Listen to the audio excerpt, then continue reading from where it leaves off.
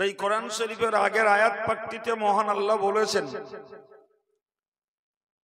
যে ইজা জা আহাদাহুমুল মাউত, মানুষের কাছে যখন মরণ চলে আসে ওই সময়ে ওই মানুষটা তখন বলে রব্বির জিউন, আল্লাহ তুমি আমাকে একটু ফেরত দাও। আচ্ছা আপনি বলেন একজন ৮০ বছরের বৃদ্ধ মানুষ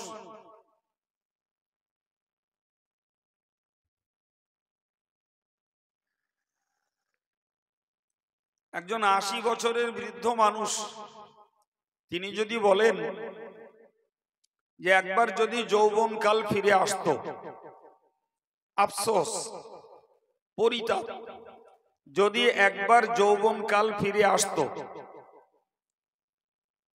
তাহলে তুমি কি করতে?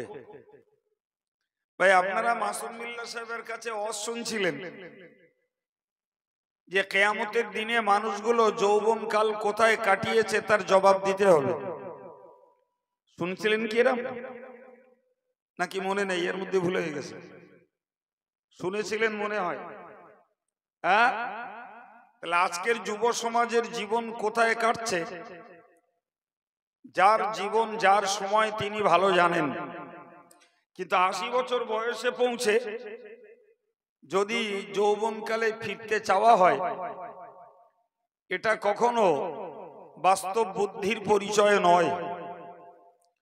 বয়স যখন ৮০-তে পৌঁছে গেছে ও মানুষটা আর যে যৌবনকালে ফিরতে পারবে না, এতে সন্দেহের কোনো জায়গা নেই বাবু ভাইরা আমার। কিন্তু মরণ দুয়ারে ওই লোকটি বলবে যে রব্বির জিউনি, আল্লাহ তুমি আমাকে ফেরত দাও। তো আল্লাহ যেন জিজ্ঞাসা করেন বান্দা তোকে ফিরিয়ে দিলে কি করবি? তো ওই মৃতমুখী যাত্রীটা, আসন্ন মৃত্যু যার, ওই লোকটা তখন বলে লাআল্লি আ'মালু সালিহান ফীমা তারাকতু, আল্লাহ আমি যে কাজগুলো ইতিপূর্বে করে আসিনি, যে কাজগুলো বাদ দিয়ে দিয়ে এসেছি, যদি আপনি আমাকে একবার ফেরত দেন তাহলে ওই বাদ দেওয়া ছেড়ে দেওয়া কাজগুলোকে এইবারে যেয়ে করব। ভাই এটা তো প্রকৃত পক্ষে একটা বিপদকালীন মানুষের ভাষা, যে যখন বিপদে পড়ে তখন উদ্ধার হওয়ার জন্য এরকমটাই বলে। আজকের ওয়াজ শুনে যাদের জীবনে পরিবর্তন আসছে না, যাদের ভিতরে চেতনা ফিরছে না, যারা তাদের লাইফ স্টাইলটাকে চেঞ্জ করে আধুনিকত্ব থেকে আধ্যাত্মিকতার দিকে, দুনিয়া থেকে আখেরাতের দিকে যারা জীবনটাকে বদল করতে পারছেন না, করছেন না, তাদেরই ওই মরণ দুয়ারে পরিতাপ করতে হবে যে একবার যদি ফিরতে পারি আর আল্লাহ যদি একবার ফিরিয়ে দেয় তাহলে যে আমলগুলো করে আসিনি এবার যেয়ে সেই আমলগুলোই করব। কোরআন শরীফে আল্লাহ বলেছেন কাল্লা, কখনোই নয়, কোনোদিন তোমাকে ওই সুযোগ দেয়া হবে না, ওই সুযোগ তোমার জন্য নাই, অর্থাৎ কারোর জন্য ওই সুযোগ নাই।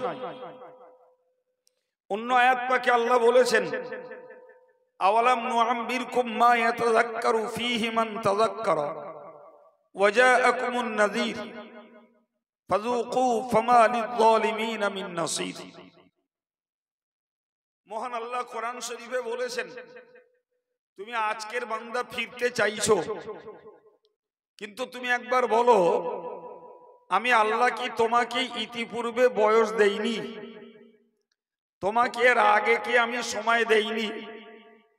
এর আগে শেখার জন্য তোমার কিশোর বয়স, শেখার জন্য তোমার জওয়ানি বয়স, আমল করার জন্য তোমার জওয়ানি বয়স, আমলের জন্য তোমার বার্ধক্য, আমলের জন্য তোমার পৌর জীবন তোমাকে কি দেইনি?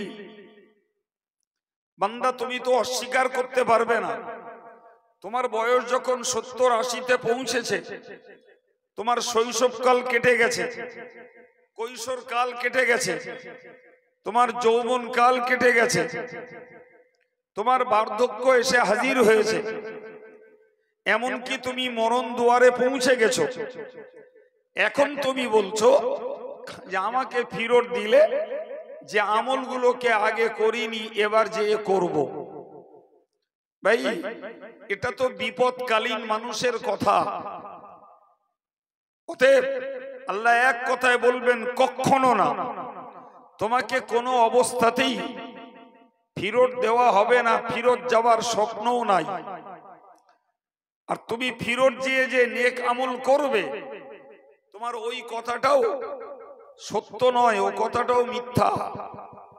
কারণ তোমাকে আগে যৌবনকাল দিয়েছি, তোমাকে বার্ধক্য পৌর জীবন তোমাকে দিয়েছি, তখন তুমি আমলগুলোকে করোনি, তখন তুমি পাপ আচরণগুলোকে ছাড়োনি।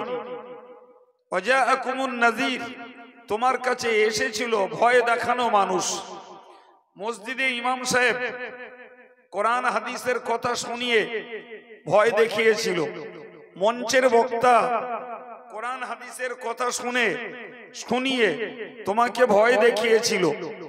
তুমি বাস্তব চোখে অনেক পরিস্থিতি লক্ষ্য করেও তুমি ইচ্ছা করলে ভয় নিতে পারতে, কিন্তু আসলে তুমি একটিকেও কার্যত মূল্য দাওনি।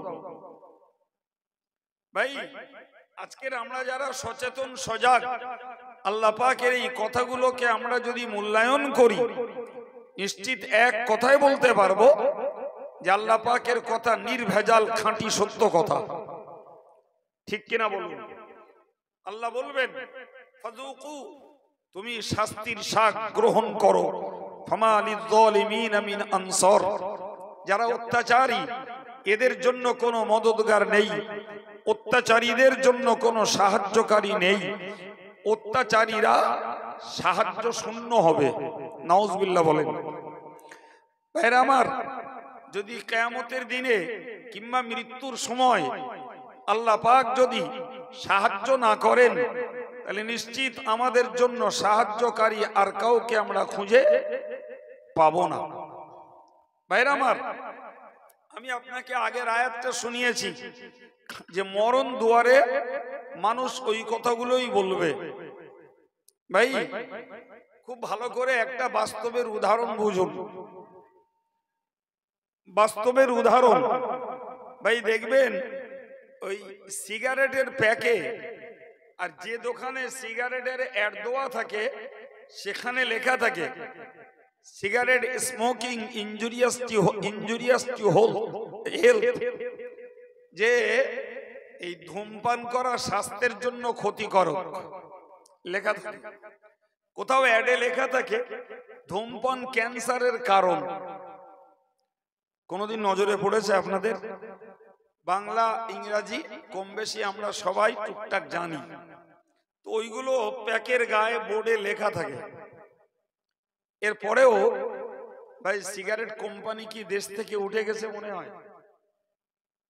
সিগারেট চলছে না, চলে না, তাহলে কোম্পানি চলছে, প্রোডাকশন আছে, মানে একদল পান করা বা খাওয়ার লোকও আছে।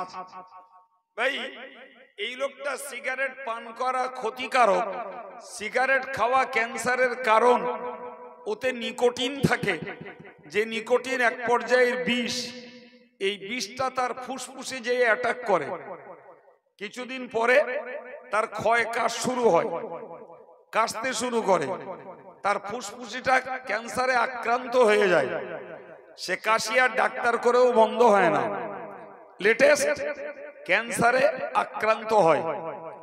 আচ্ছা ভাই, ওই লোকটা যদি ওই সময়ে বলে যে আমি সিগারেট খেয়ে ভুল করেছি, তওবা করছি, আর সিগারেট খাবো না, ক্যান্সার সেরে যাবে সঙ্গে সঙ্গে, কাশি বন্ধ হয়ে যাবে।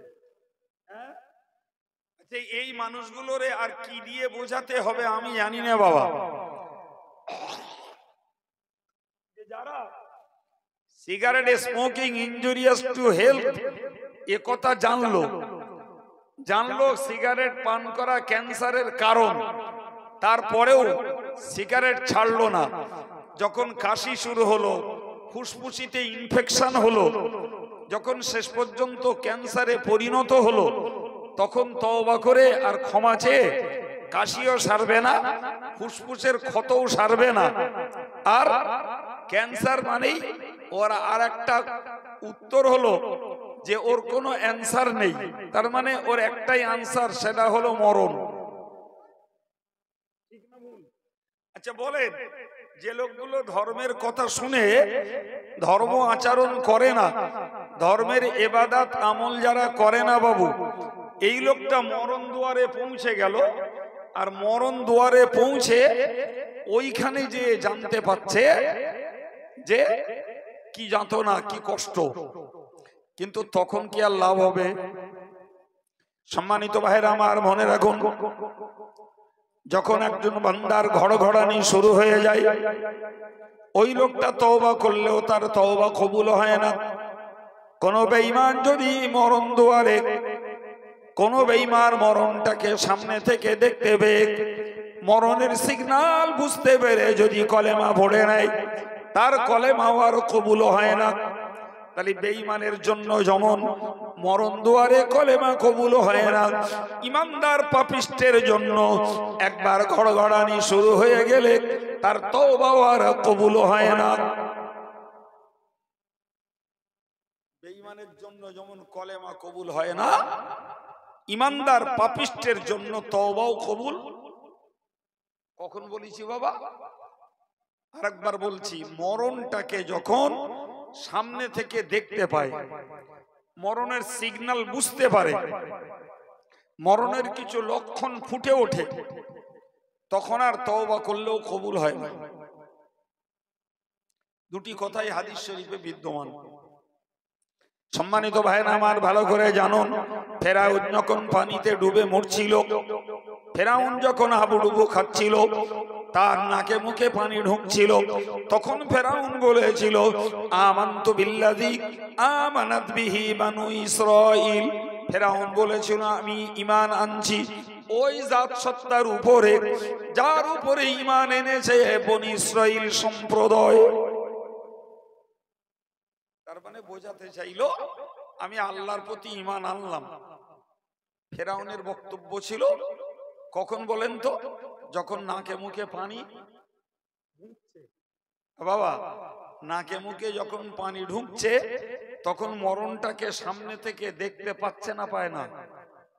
এক কথা বলেন, মরণটাকে সামনে থেকে দেখতে পাচ্ছে, মরণের সিগন্যাল একদম ফুটে উঠেছে, তখন বলল, আমানতু বিল্লাযী আমানাত বিহি বানু ইসরাঈল, আমি ওই জাতের প্রতি ঈমান আনছি যার প্রতি ঈমান এনেছিল বনি ইসরাঈল সম্প্রদায়। সম্মানিত ভাইরা আমার, সম্মানিত মায়েরা আমার, আমার আল্লাহ তৎক্ষণাৎ ফেরাউনকে শুনিয়ে দিলেন, আল্লান ওয়াকাদ আসাইতা ক্বাবলু ওয়া কুনতা মিনাল মুফসিদিন। এখন তুমি ঈমান আনতে যাচ্ছ, কিন্তু ইতিপূর্বে ছিলে তুমি নাফরমান, ইতিপূর্বে ছিলে তুমি অবাধ্য, ইতিপূর্বে ছিলে তুমি আমার কৃতজ্ঞ বিশ্বাসঘাতক বান্দা। আজকের কেন তুমি এখন ঈমান আনছো? ওয়া কুনতা মিনাল মুফসিদিন। পূর্বে তুমি বিভ্রান্ত করেছিলে, মানুষের মাঝে ফিতনা সৃষ্টি করেছিলে, দিন হারার কাজ করেছিলে, ঈমান হারার কাজ করেছিলে, গোটা দুনিয়াটা তুমি উচ্ছৃঙ্খলতায় ভরে তুলেছিলে।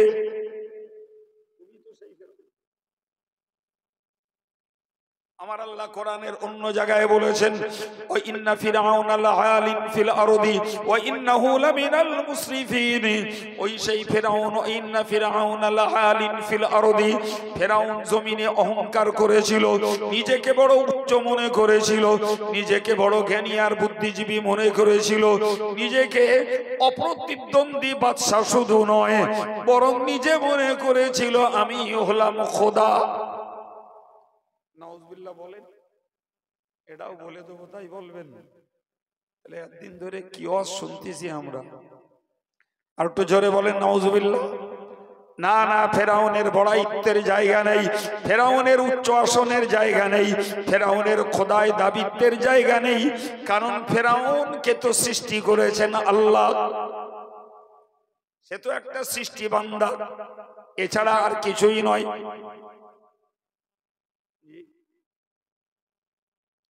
সম্মানিত ভাইরা আমার, আমি আপনাকে বোঝাতে চাইছি, তাহলে ফেরাউন যখন কলেমা পড়লো, ইমানের দাবি যখন করলো, আমার আল্লাহ পাক এক কথায় বলে দিলেন, আলান ওয়াকাদ আসাইতা ক্বাবলু, তুমি এখন ঈমান আনছো, ইতিপূর্বে তুমি নাফরমানি করেছিলে, আমার অবাধ্য হয়েছিলে, আমার বিশ্বাসঘাতক বান্দায় পরিণত হয়েছিলে, ওকুনতা মিনাল মুফসিদিন, এবং তুমি বিভ্রান্তকারী, ফিতনাকারী, সমাজের মাটিতে উচ্ছৃঙ্খলকারী তুমি তৈরি হয়েছিলে।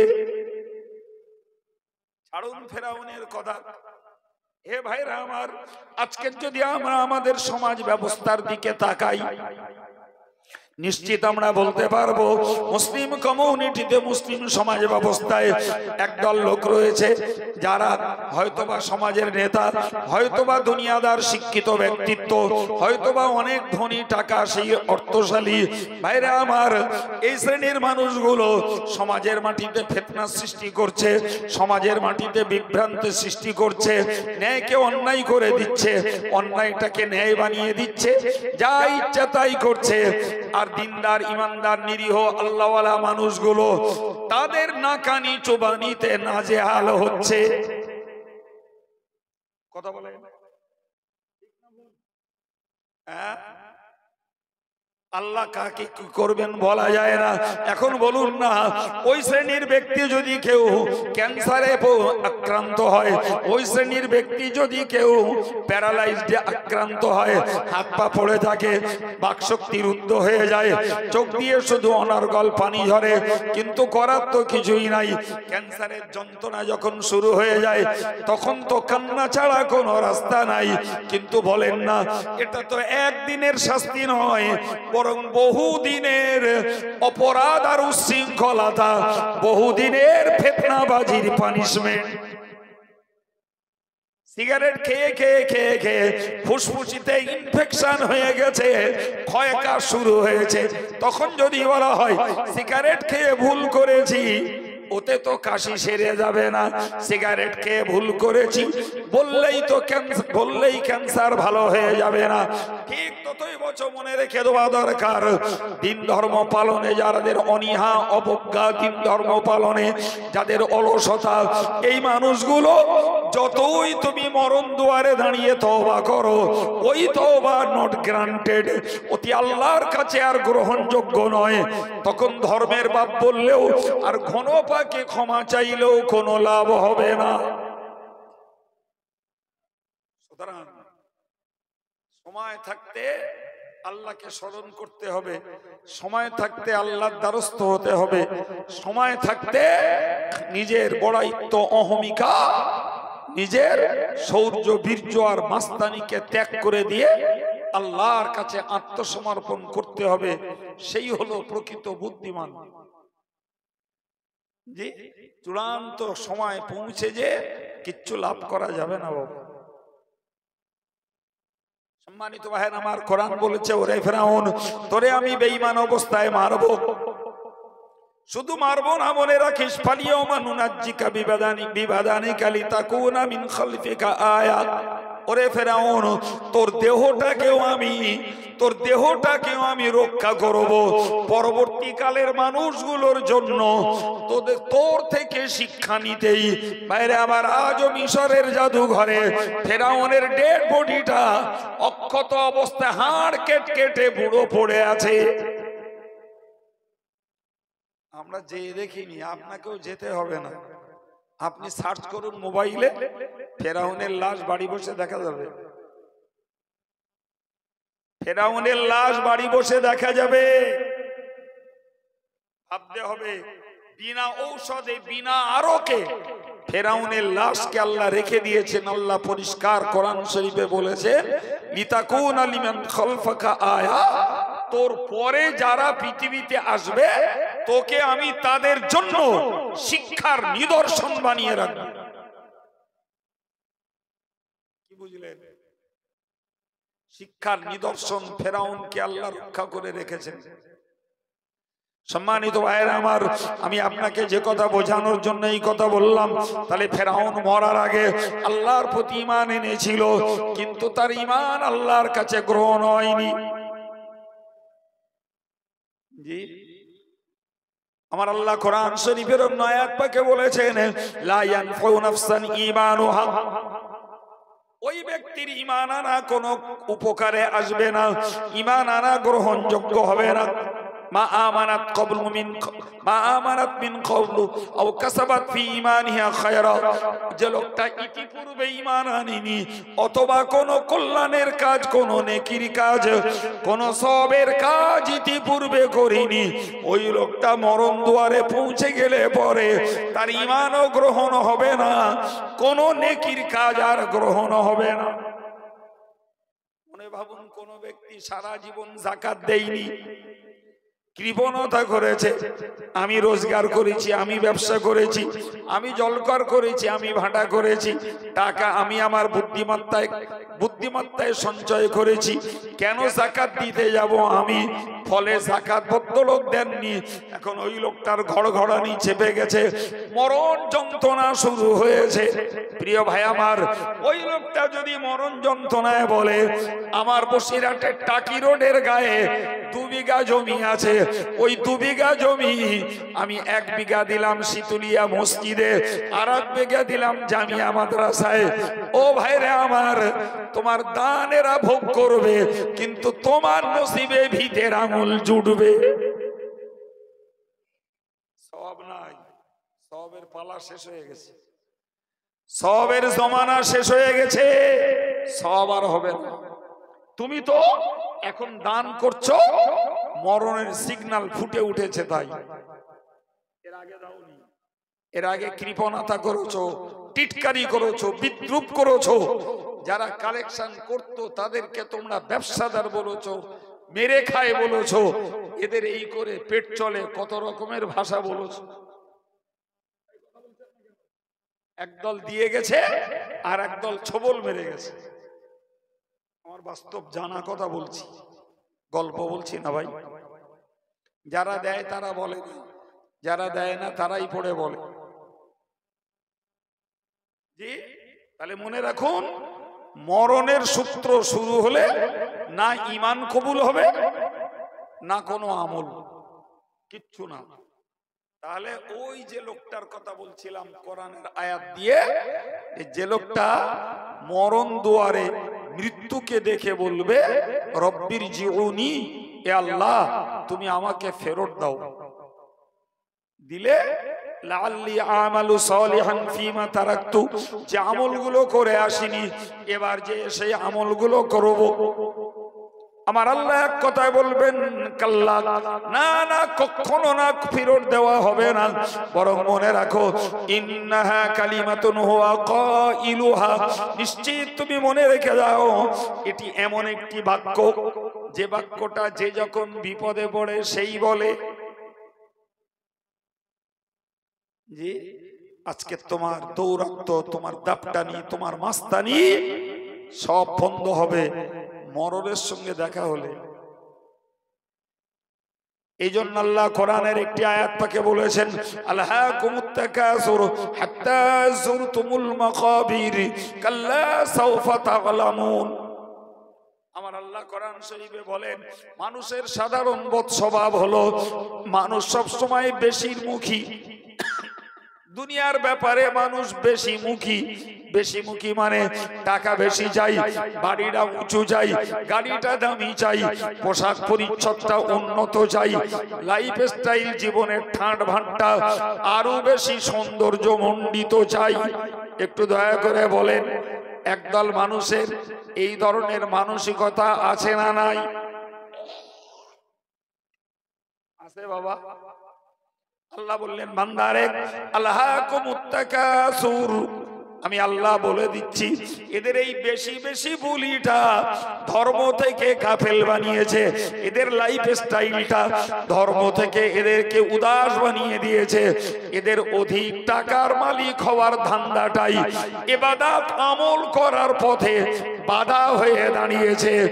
এরা পৃথিবীর জমিনে বেশি শব্দ যতদিন না ভুলবে ততদিন পর্যন্ত এদের ভিতরে ধর্মীয় মহাব্বত তৈরি হবে না, এদের ভিতরে নামাজ কালামের প্রতি টান আসবে না, এদের ভিতরে তওবা ইস্তেগফার করার মন তৈরি হবে না, এদের ভিতরে দান সদকা করার মতো মনোযোগ আসবে না।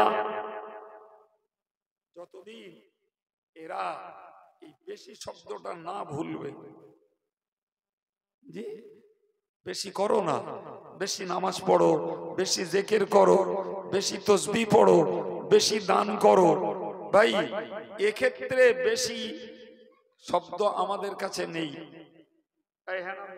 এগুলোর ব্যাপারে কম, নামাজটা কম হলে ভালো হয়, দানটা কম করলে ভালো হয়, জিকিরটা না করতে হলে ভালো হয়, তাসবিহটা না পড়তে হলে ভালো হয়। একটু জোরে বলেন নাউজুবিল্লাহ, সবাই মিলে বলে। এই অভ্যাসটা কোন ধার্মিকের জন্য ভালো খবর নয় বাপ,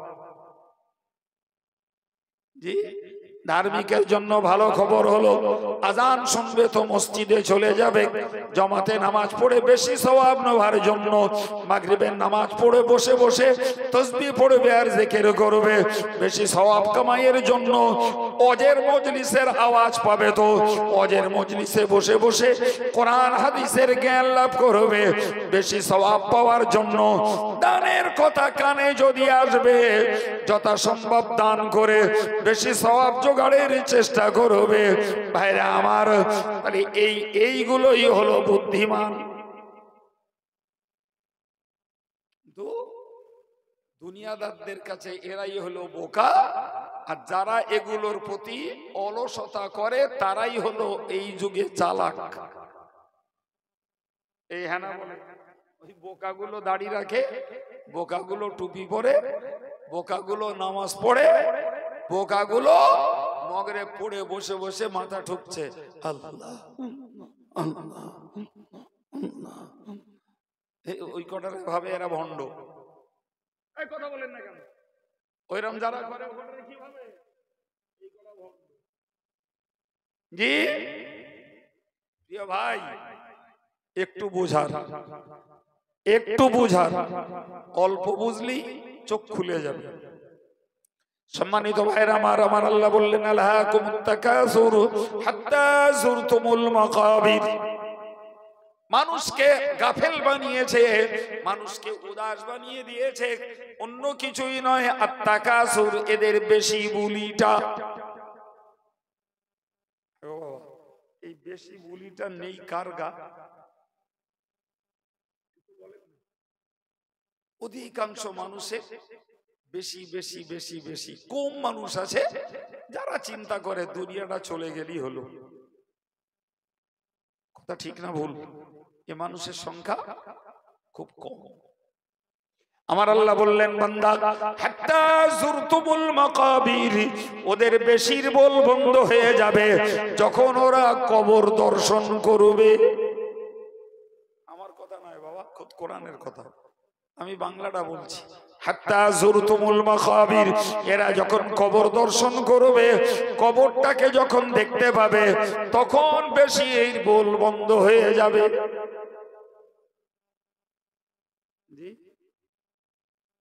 আমরা সচরাচর একটা কথা জানি ভাই, সাপ যতক্ষণ বেঁচে থাকে ততক্ষণ সোজা হয় না, হয় মাথা বেঁকা, না লেজ বেঁকা, না হলে মাজা বেঁকা। কিন্তু গোটা জুচ্চার বাড়ি খেয়ে যখন বাড়ি খায় তখন শটান লম্বা হয়ে যায়, তখন আর বেঁকা চড়া কিচ্ছু থাকে না। বলো ভাই,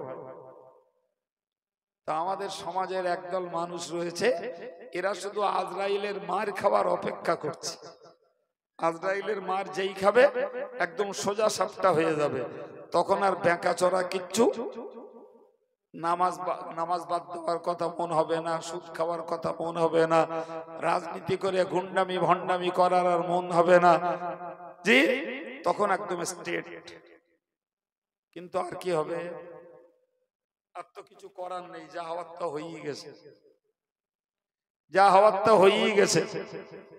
সুতরাং আমি আপনাকে বলবো আমাদেরকে সব থেকে বেশি ধর্ম থেকে দূরে রেখে বেশির বুলি।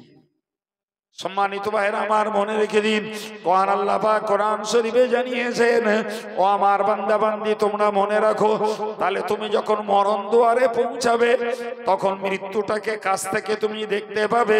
ওই সময়ে তোমার ঈমান কবুলও হবে না, ওই সময়ে তোমার তওবা কবুলও হবে না। মরণ দুয়ারে পৌঁছালে পরে তোমার বেশির বুলিটা বন্ধ হয়ে যাবে। এমনকি মনে রেখে দিন, আমি আল্লাহর কোরআন আপনাকে শোনাচ্ছি, অজাত সাকরাতুল মাউত বিল হক, নিশ্চিত করে মনে রাখো মরণ যন্ত্রণাটা একটা খাঁটি জিনিস, মরণ যন্ত্রণাটা একটা সত্য জিনিস, মরণ যন্ত্রণা একটি অবশ্যম্ভাবী জিনিস, যেটাকে কোনো রকমেই কেউ প্রতিরোধ করতে পারে না।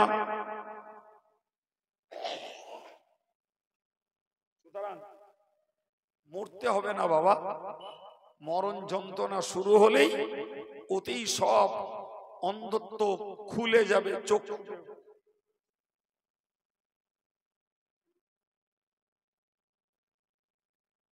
কি বলেছি বাবা? আল্লাহ বললেন ওয়াজাত সাকরাতুল মাউতি বিল হক, মরণের কষ্ট নিশ্চিত কষ্ট, অবশ্যম্ভাবী কষ্ট। এই যে মরণের কষ্ট, অবশ্যম্ভাবী কষ্ট, এই কষ্ট থেকে না আমি রেহাই পাবো না আপনি রেহাই পাবেন, কেউ রেহাই পাবো না।